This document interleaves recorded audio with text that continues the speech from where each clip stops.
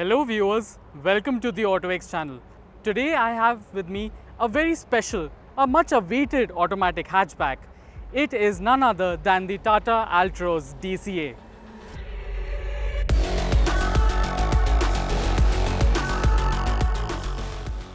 Now, in my opinion, there are two very different sides of looking at the Altroz. On the upside, it is a very handsome looking hatchback that is safe, it's good to drive and offers a lot of comfort and a good number of features.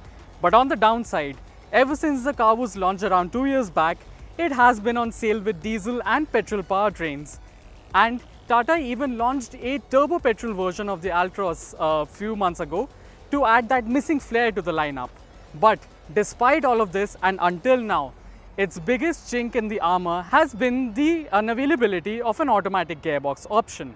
Now I feel that if Tata had launched the automatic variants of the Altroz right when the car was introduced 2 years back, the car would have raked in much better sales figures.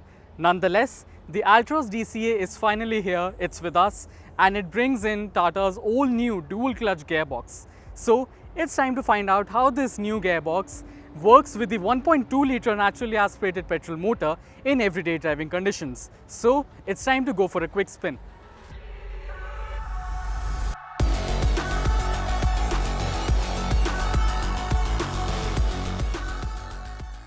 Let me begin by taking you through some of the highlights of the gearbox present in the Altroz DCA. Well, this is Tata's first ever DCT and in fact their first ever in-house developed DCT gearbox. So immediately the first sense that you get is that the gearbox is tailored for Tata's vehicles and of course its powertrains. Apart from that, DCTs in the past have had a bit of a notorious reputation for not functioning properly in extreme weather conditions that you get in India. So to address this problem, Tata has given the DCT in the Altroz a wet clutch type, which is the best possible combination for the weather conditions that you will be using the vehicle in. Plus there's also an active cooling technology that can measure the oil temperature up to 100 times per second to make sure that the gearbox does not overheat and it remains in optimum operating conditions. Now Tata also claims that this gearbox makes use of machine learning so that the gearbox can continuously adapt to the driver's driving style and offer the best possible gear changes according to the driving style. Another noteworthy feature of this gearbox is that there are no mechanical linkages because it features shift-by-wire technology, so all your gear changes are electronic. And as far as usability is concerned, you also get the gear display on the instrument cluster, so it will tell you whether you're in park, reverse, neutral, drive, or the number of gear if you're in the manual mode. So now with the highlights out of the way, it's time to tell you how this gearbox actually performs during everyday driving conditions.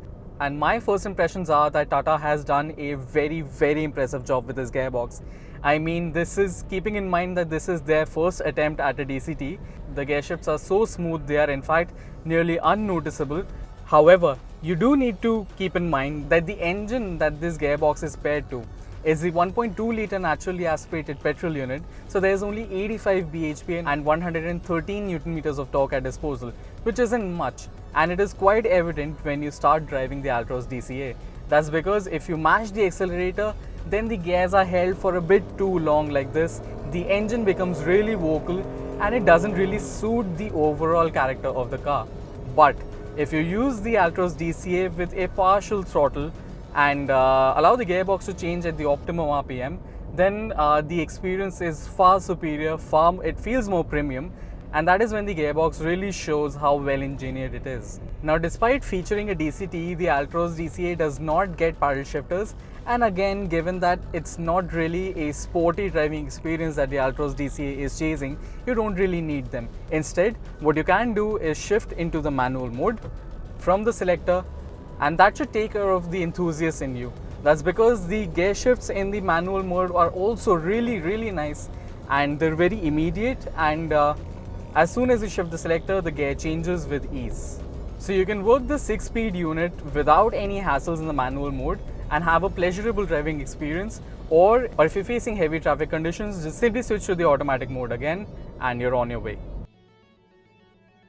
So just to conclude and tell you what I feel about this gearbox, well, for a first attempt, Tata has done a splendid job. I must say that they have done really well with this gearbox, And in fact, I am interested to see how this gearbox performs, if at all Tata is planning to introduce it in any other model.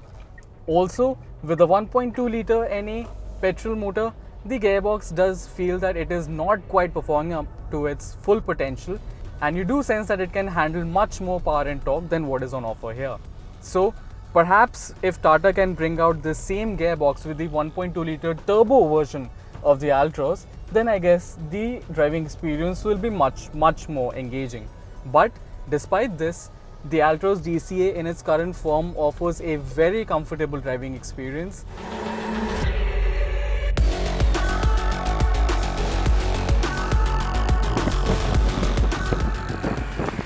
Now, having driven the Altroz DCA for quite a few hours today, I'd like to begin my conclusion with its pricing.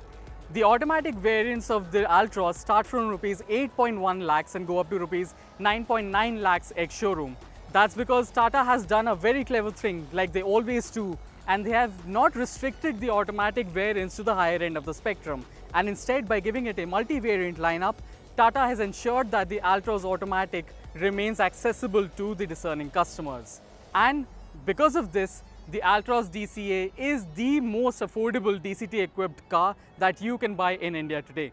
The only other car that offers a DCT in this segment is the Hyundai i20, but the i20's DCT range starts from about rupees 9.7 lakhs and goes up to rupees 11.3 lakhs ex-showroom. So it is quite a big margin between these two. Now, if I talk about the Altroz's variant comparison with respect to the price of the automatic variants and the corresponding manual ones, Tata is demanding a premium of about rupees 1 lakh for the automatic variants. Now, that premium is exclusively for the automatic gearbox. That's because both variants offer the exact same set of features, and therefore the extra premium comes only for the gearbox. But having driven the car today, having tested the gearbox, I can say this with a lot of assurity that Tata has worked wonders with this DCT gearbox. I mean, for a first attempt, it is absolutely spot on. And yes, it is not meant to be driven in a sporty and dynamic manner, but if you are someone who is looking for a comfortable hatchback that offers a very premium feel, then I think the Altroz DCA remains a formidable player in the hatchback space. And I see no reason for saying no to it. Thank you so much for watching our review of the Altroz DCA. If you like the video, do hit the like button. If you feel that we've missed out on some important points, do mention them in the comments below. And most importantly, don't forget to subscribe to the autoX channel for all your latest updates from the global and Indian automotive industry. This is me, Divyank Kushagra Bansal, signing off until next time. Take care.